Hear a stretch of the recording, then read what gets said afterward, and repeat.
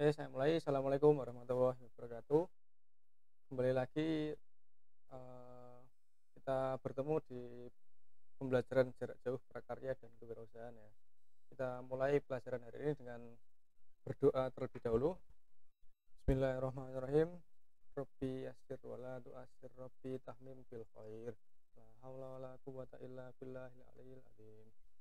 Oke, nah di pertemuan sebelumnya, nah kemarin kan saya menjelaskan tentang mekanisme loop feedback ya, di mana loop feedback atau umpan balik itu bekerja ketika output atau hasil yang diinginkan itu belum tercapai.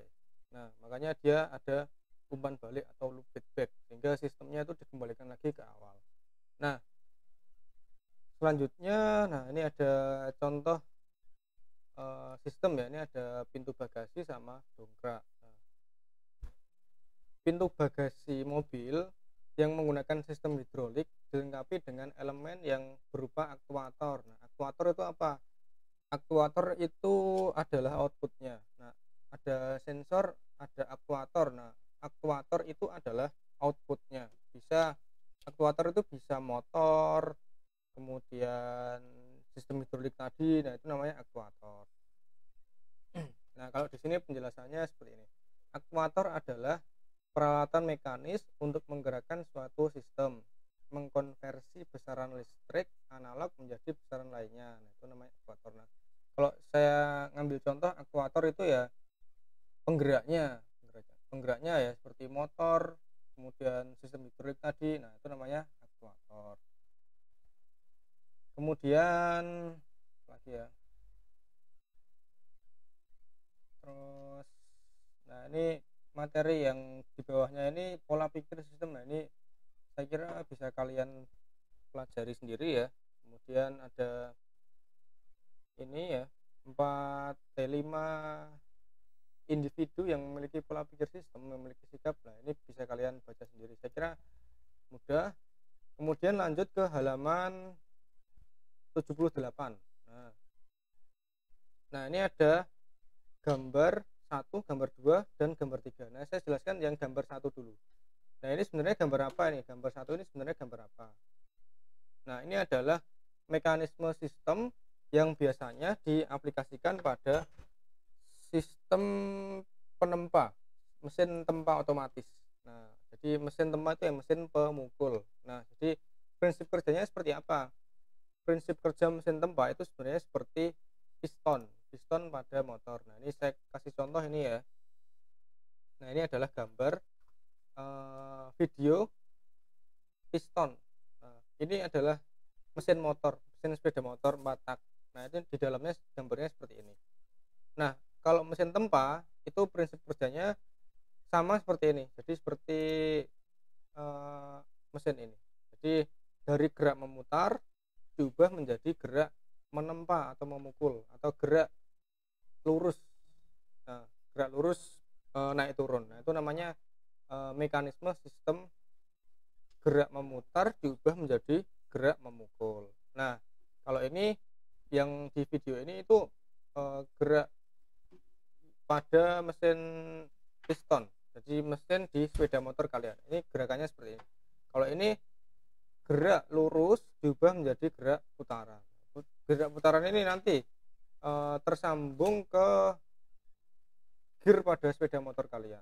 Nah, seperti itu. Kalau mesin tempa itu kebalikannya, dari gerak memutar diubah menjadi gerak menempa, gerak naik turun. Nah, di gambar ini juga sama. Gambar yang ini ya sama. Jadi pada lengan A yang ini ya.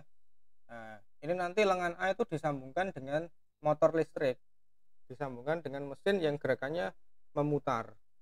Jadi yang benda A ini disambung dengan motor listrik. Nah, motor listriknya ditaruh di mana? Di titik ini. Nah, titik hitam ini. Jadi motor listriknya nanti disambungkan ke titik hitam ini. Jadi motornya berputar. Nah, kalau motornya berputar nanti kan lengan A ini kan dia ikut berputar. Nah, lengan A berputar sehingga lengan B dan lengan C nah nanti juga ikut bergerak menyesuaikan dengan gerakan memutar dari lengan A. Lengan A bergerak, lengan B gerakannya mengikuti lengan A. Nah, sehingga yang C ini dia menghasilkan gerakan lurus, gerakan segaris seperti ini. Nah, nah, jadi untuk gambar satu ini biasanya diaplikasikan pada mesin penempa, mesin pemukul ya. Mesin pemukul biasanya buat apa, Pak? Biasanya buat membuat pisau. Nah, tuh. Nah, penjelasannya ada di bawah ini. Tuh. Kemudian ada gambar dua. Ini gambar dua, ini gambar apa ini?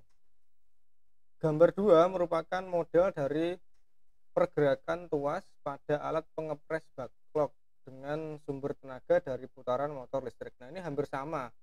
Jadi dia menghasilkan gerakan naik turun yang diaplikasikan pada mesin pengepres. Pengepres itu ya menghasilkan tekanan.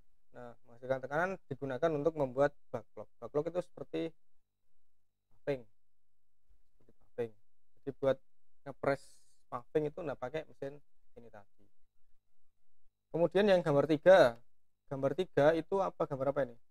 Tujuan dari sistem tersebut dapat diwujudkan dengan mengkolaborasikan antara sistem yang satu dengan yang lainnya. Sistem yang satu dengan yang lainnya itu sistem apa? Nah, ini di gambar tiga ini, nah itu kan yang pertama. Nah, ini kan ada sistem yang tersambung dengan motor listrik ini. Nah, ini sudah satu sistem. Kemudian sistem yang berikutnya adalah sistem yang di gambar biru yang sebelah sini.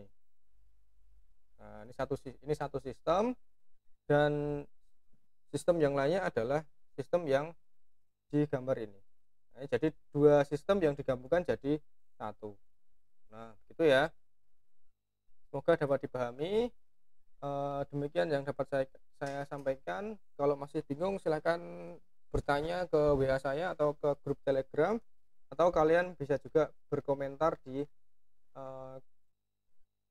e-learning, bisa berkomentar di e-learning. Itu yang mau tanya silahkan. Saya akhiri. Wassalamualaikum warahmatullahi wabarakatuh.